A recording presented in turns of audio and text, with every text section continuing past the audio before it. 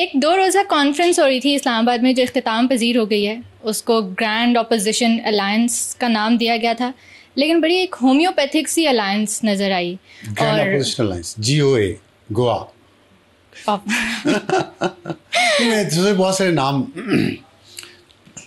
میری زندگی میں اتنے سارے گرینڈ اور اپوزیشن اور الائنسز بنے ہیں کہ اب تو ناموں کا بھی ڈفرینشیٹ کرنا مشکل ہو گیا میرا.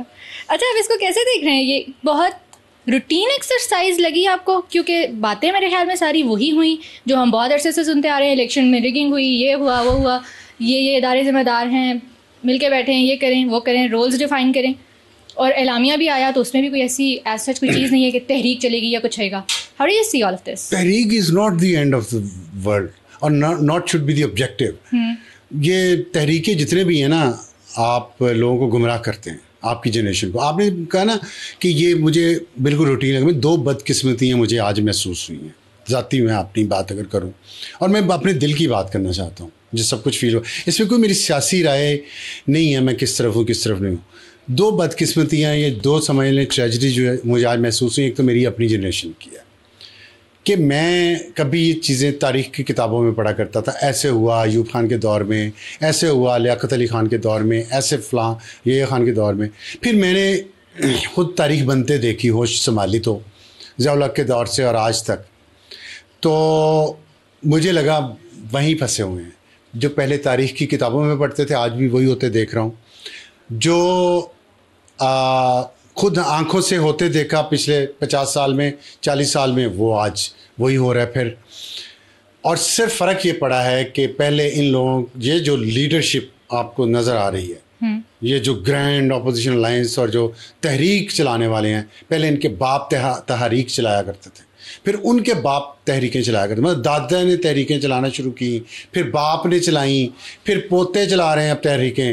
اور ایک ہم ہیں, ہمارے دادا بھی ٹیکس دیتے مر گئے, باپ بھی ٹیکس دیتے چلے گئے, اب ہم نے بھی ٹیکس دیتے چلے جانا اس ملک میں, اور ان لوگوں کی تحریکیں ختم ہی نہیں ہوتی.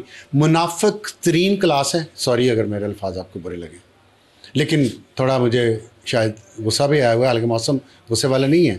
تو اس میں دوسری جو مجھے ٹریجڈی لگی ہے نا, اور مجھے ہمدردی ہے آپ کی کلاس سے. آج مجھے پہلی بار ایمپتھی فیل ہوئی ہے, سمپتھی نہیں. میں ایکسپیکٹ نہیں کر رہا تھا کہ آپ یہ کہیں گی کہ نئی چیز تو کوئی نہیں ہے اس میں. حالانکہ آپ نے یہ کام بہت زیادہ نہیں دیکھے ہوئے, یہ تحریکیں, یہ الائنس بننا, یہ جمہوریت کی بات کرنا, ہیومن رائٹس کی بات کرنا. حکومت کے اندر جو سیاسی جماعتیں ہیں, حکومت کے باہر جو سیاسی جماعتیں ہیں, ان میں سے کسی کی سلیٹ صاف نہیں ہے. سب کسی نہ کسی وقت میں کسی نہ کسی ڈکٹیٹر کے ساتھ, کسی نہ کسی اتھارٹیرین رجیم کے ساتھ یا اس کا ہاتھ مضبوط کرتے رہے ہیں یا خود انوالو رہے ہیں. جتنے لیڈرشپ آج بھی ہیں اپوزیشن میں, بھی سب کی بات کر رہا ہوں, سب کی بات کر رہا ہوں. محمود اشرف زئی صاحب کی میں بہت احترام کرتا ہوں, اور سب سے قادور لیڈر اس میں وہی ہیں. ان پہ بھی یہ الزام تھا جب نواز شریف کی حکومت تھی 2013 سے 18 تک, مسلم لیگ نون کی, اور یہ بلوچستان میں حکومت کر رہے تھے. یہ الزام تھے ان پہ بھی, جب ان کے بھائی بھتیجے سب حکومت میں تھے. شاہد خاقان عباسی خود وزیر اعظم رہ چکے ہیں, ان پہ بھی اسی طرح کے الزامات تھے. ان کے دور میں پیکا آرڈیننس پہلی دفعہ کن کے دور میں آیا تھا؟ آج پیکا کے انہوں نے جو قومی کانفرنس کا اعلامیہ ہے اس میں پیکا کو بھی انہوں نے کیا ہے نا کرٹیسائز. شاہد خاقان عباسی نے بھی کہا ہے. سب سے پہلے پیکا کس نے انٹروڈیوس کروایا؟ 2016 میں آیا تھا نا. شاہد خاقان عباسی کہاں تھے اس وقت؟ پرائم منسٹر آفس میں نہیں, حکومت میں تھے. پرائم منسٹر آفس میں تھے. پرائم منسٹر یہ میرا خیال ہے کہ شاہد خاقان عباسی کے ہی دور میں آیا جب مریم اورنگزیب شاید انفارمیشن منسٹر تھی. وہ ہو سکتا ہے ان کے, اب مجھے ایگزیکٹ پہلے آیا تھا شاید 2016 میں. 16 میں اگر آیا تھا نا, میرا نہیں خیال کہ 16 میں آیا ہے. یہ نیڈ ٹو ڈبل چیک, اگر تیمور کر لیں فٹافٹ تو دیکھ لیں. مجھے مریم اورنگزیب وزیر تھی انفارمیشن کی, مجھے اتنا یاد ہے, ٹھیک ہے. اور شاہد خاقان عباسی اگر وزیر اعظم نہیں تھے اس حکومت کا حصہ تھے. پھر پی ٹی آئی کی حکومت نے اسپیکر آرڈیننس کو وہ بھی لے کے آئے. اب یہ دونوں مخالفت کر رہے ہیں اس کی, بڑی اچھی بات ہے. تو یہ جو ہے نا, یہ چیزیں تکلیف دیتی ہیں. اور عمر ایوب بہت بڑے لیڈر بنے ہوئے, میں نے ان کے دادا اور ان کے باپ اور ان کے خود سارا جو میں نے ماضی کا ریکارڈ ہے وہ آپ کو کل پیش کر دیا تھا. تو یہ بدقسمتی ہے اس ملک کی کہ ہم مسلسل 78 سال سے ایک ہی وشس سائیکل میں گھومے پھرے جا رہے ہیں, کوئی سنسیئر نہیں ہے یہ سب باتیں کرنے میں. یہی لوگ حکومت میں تھے کل تو ظلم ہو رہا تھا ایک ان کے مخالفین پہ, اب دوسری سائڈ حکومت میں آ گئی ہے تو یہ کہہ رہے ہیں ہم پہ ظلم ہو رہا ہے. یہ کل حکومت میں آئیں گی یہی سائڈ, یہ جو حکومت میں بیٹھے ہیں لوگ, یہ باہر نکل کے یہی مشترکہ اعلامیہ پڑھیں گے جو آج اپوزیشن کی قومی کانفرنس کا اعلامیہ ہے, جس میں کہا گیا ملک کے مسائل کا حل صرف اور صرف آئین کی بالادستی اور قانون کی حکمرانی میں ہے. وہ ایک یوٹیوبر ہیں پی ٹی آئی کے, میں آج ان کے کلپ اتفاقاً سامنے آ گیا سن رہا تھا, اس نے پی ٹی آئی دور کے تمام جرائم فیلئر سب کا الزام بشرا بی بی کے کندھوں پہ لاد دیا. وہ ان کا اپنا بندہ ہے, یوٹیوبر بھی ہے اور اینالسٹ بھی ہے. اچھا, ہاں, طوطے کی طرح بول رہا ہے پچھلے 11 سال سے, کیونکہ طوطے پالنے والوں نے اس کو بٹھایا تھا ٹی وی پہ, اور وہ بشرا بی بی پہ سارا الزام لگا رہا ہے. تو یہ جو آئین کی بالادستی اور قانون کی حکمرانی تب بھی نہیں تھی, لوگ کہتے تھے بشرا بی بی پہ اب الزام لگا رہے ہیں نا, تو اس وقت بھی یہی لوگ تھے. شاہد خاقان عباسی سب جیل میں تھے نا, عمران خان کے دور میں تھے نا, مفتاح اسماعیل, رانا ثناء اللہ, وہ سب جیل میں تھے نا. اب جیل میں باہر آ گئے تو وہی حالات ہیں. جب شاہد خاقان عباسی وزیر اعظم تھے اس وقت دوسری سائڈ شور مچا رہی تھی, اس سے پہلے نواز شریف وزیر اعظم تھے تب بھی شکایتیں تھیں پی ٹی آئی کو. اچھا, اس کے بعد 8 فروری 2024 کے دھاندلی شدہ انتخابات کے نتائج ملک کی موجودہ سیاسی, معاشی اور سماجی بحران کے ذمہ دار ہیں, مان لیا. یہی ایگزیکٹ اسٹیٹمنٹ آپ صرف سن بدل دیں, آپ کر لیں کہ مئی 2018 کے دھاندلی شدہ انتخابات کے نتائج ملک کی موجودہ معاشی سیاسی بحران کا ذمہ دار ہے. 2013 کے انتخابات آپ لگا لیں, 2008 کے انتخابات اس کی جگہ فٹ کر دیں, 2002 کا سن اس میں لگا لیں. آپ صرف ایئر چینج کرتے رہیں انتخابات کا, مطالبات یہی ہوں گے. موجودہ پارلیمنٹ کے وجود کی کوئی اخلاقی, سیاسی اور قانونی حیثیت نہیں. یہ مولانا فضل الرحمان نے 2018 کی پارلیمنٹ کے بارے میں بھی کہا, نواز شریف نے 2018 کی پارلیمنٹ کے بارے میں کہا, شاہد خاقان عباسی نے 2018 کی پارلیمنٹ کے بارے میں کہا, بعد میں عمران خان نے 2018 کی پارلیمنٹ کے بارے میں یہ کہا. یہی کہا نا جو 2024 کے بارے میں. ریسنٹ ایگزامپل 2013 کی پارلیمنٹ کے بارے میں عمران خان نے یہ بات کی, دھرنا لے کے آئے 2014 میں. اس سے پہلے 2008 کی پارلیمنٹ کے بارے میں نواز شریف اور عمران خان دونوں نے یہ بات کی.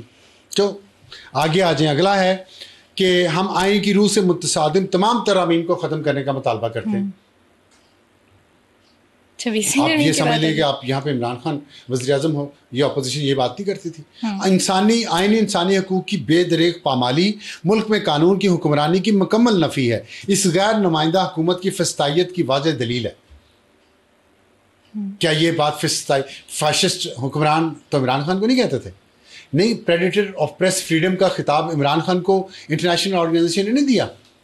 جو اب یہ دوسری international organization economist intelligence unit نے جو رپورٹ دی ہے جس میں پاکستان کی پوزیشن گرا دی ہے, اس پہ ہم بات کرتے ہیں ابھی.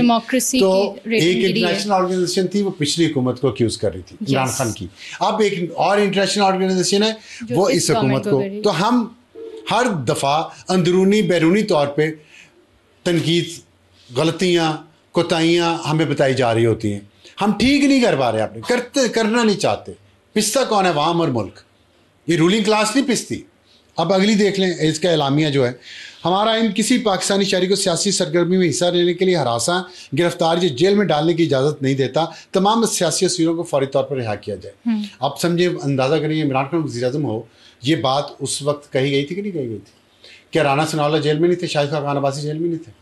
مفتاح اسماعیل, احسن اقبال, خواجہ آصف, نواز شریف, مریم نواز, شہباز شریف, کتنے نام ہیں, حنیف عباسی, پوری اپوزیشن. ٹھیک ہے, بالکل. تو اب آ کے وہ یہ بات کریں, رانا ثناء اللہ پہ جو کیس ڈالا گیا 20 کلو ہیروئن کا, وہ انسانی حقوق کی خلاف ورزی نہیں تھی؟ تو خیر وہی کام میں آپ کو بتا رہا ہوں, سائیکل کیسے وہی چل رہا ہے. میں یہ نہیں کہہ رہا کہ وہ ٹھیک تھا, یہ ٹھیک ہے. شاہد خاقان عباسی نے کہا ہے نا کہ پچھلے دور میں بھی اپوزیشن کے ساتھ یہی ہو رہا تھا جو آج کے دور میں ہو رہا ہے. تو کہنے کو سب یہی کہیں گے نا. جب آپ بھائی حکومت میں جاتے ہیں تو آپ بتائیں نا شاہد خاقان صاحب نے کب سٹینڈ لیا حکومت میں جب تھے, اور پھر جب وزیر اعظم بن گئے پھر تو کون سا سٹینڈ لیا انہوں نے؟ جنرل فیض جا کے تو آپ کی حکومت کے بہاف پہ سگنیچر کرتا تھا وہاں پہ TLP کے ساتھ. آپ نے خود کہا کہ اس کو نہیں کرنے چاہیے تھے, تو غلطی کی تو آپ اس کو سیک کر دیتے نا. کیوں نہیں کیا؟ وزیر اعظم کے پاس اختیار نہیں تھا. اب میری ہنسی نکل آئے گی اس بات پہ. تو خیر اچھا, سیاسی سرگرمی عوام اور میڈیا کی زبان بندی کے لیے پیکا ترامیم کو ختم کرنے کا مطالبہ کرتے ہیں. پیکا تو عمران خان کے دور میں بھی تھا, پہلے آپ کے دور میں بھی تھا شاہد صاحب. وہی بات ہے نا, بس اب آپ کو یہ نعرہ سوٹ کرتا ہے آج تو آپ یہ لگا رہے ہیں, کل آپ کو یہ کام سوٹ کرے گا, آپ یہ کریں گے. بلوچستان, خیبر پختونخوا, پنجاب اور سندھ میں لوگوں کی شکایت اور شکوہ خاص طور پر پانی کے وسائل کی تقسیم 1991 کے واٹر ایکارڈ کے مطابق ہونی چاہیے. یہ وہ ریئل ایشو, یہ پاپولزم ہے, ریئل ایشو نہیں ہے, یہ گندی سیاست ہے. 1991 کے مطابق یہ ہو رہا ہے. اگر نہر نکالی جا رہی ہے تو 1991 کے تحت جو پنجاب کے حصے کا پانی ہے اسی میں سے پنجاب ایک اور نہر نکالے, 2 نہریں زیادہ نکالے. It should not be the issue.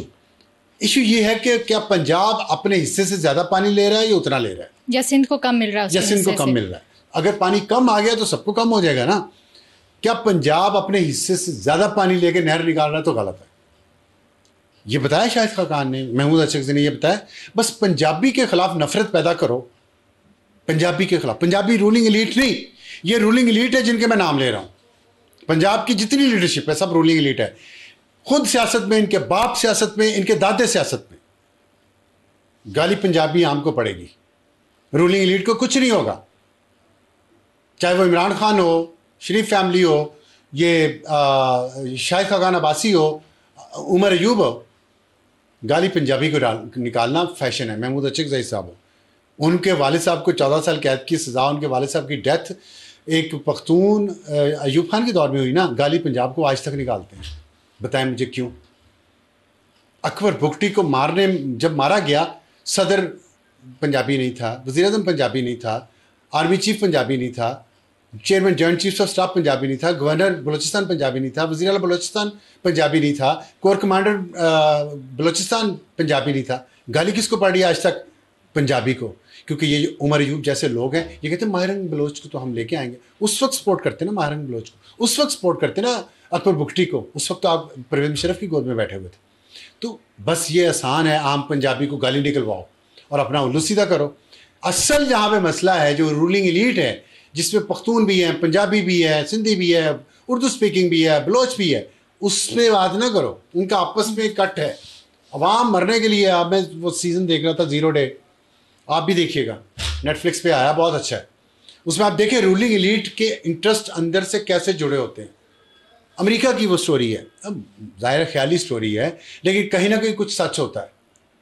اور اس میں دیکھیے کہ رولنگ ایلیٹ جو ہے وہ کس طریقے سے عوام کو مروا بھی دیتی ہے اپنے مفاد کے لیے, اپنے پیسے کے لیے. وہاں کی جو ویپن انڈسٹری ہے امریکہ کی, وہ کس طرح وہاں کی اسٹیبلشمنٹ کو یوز کرتی ہے, وہاں کی سیاسی جماعتوں کو, وہاں کی کانگریس کو یوز کرتی ہے دنیا بھر میں جنگی ماحول پیدا کرنے کے لیے, تاکہ ان کی انڈسٹری چلتی رہے, ویپن انڈسٹری چلتی رہے, اس میں چاہے امریکی فوجی بھی مارے جائیں. تو یہ چیزیں ہمیں نظر آتی ہیں, لیکن ہماری رولنگ ایلیٹ اس کو چھپاتی ہے. اور ہمارا میڈیا ساتھ ملا ہوا ہے, میڈیا کی رولنگ ایلیٹ بھی ہے. میڈیا والے بھی ویسے اس کانفرنس کا حصہ بھی تھے. تو اب یہ جو ہے تو پانی کی وسائل کی تقسیم پاپولزم ہے, سیاست کر رہے ہیں پنجابی کی کاسٹ پہ. اصل ایشو ہے, اس پہ بات کریں.